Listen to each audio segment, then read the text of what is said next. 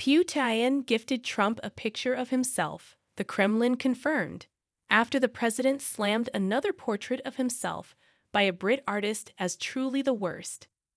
Zelensky claimed hours later that White House officials are under the influence of Russia because Trump apparently regurgitated Kremlin propaganda.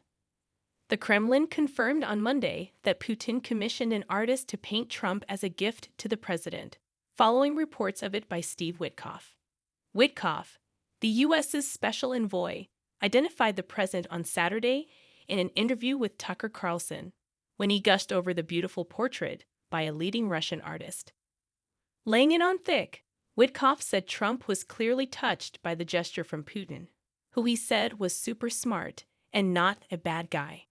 And Kremlin spokesman Dmitry Peskov confirmed Putin had bestowed a personal gift to Trump, which was given to Witkoff in Moscow earlier this month. He added that only Putin himself would disclose further details about the artwork.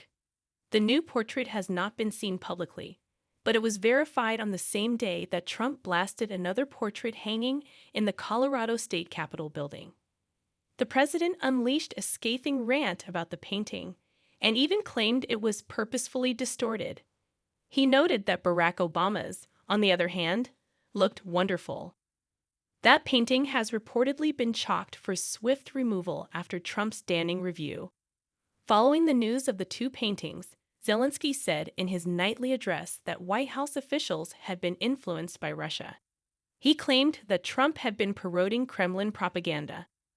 About Russia's claim that thousands of Ukrainian troops had been encircled in Kursk, repeated by Trump, Zelensky said, "That was a lie." He added, "I believe Russia has managed to influence some people on the White House team through information. Their signal to the Americans was that the Ukrainians do not want to end the war, and something should be done to force them." Putin's offering was officially recognized as American and Russian negotiators returned to the table in Saudi Arabia, its signal of thawed tensions and a degree of personal warmth between the two leaders.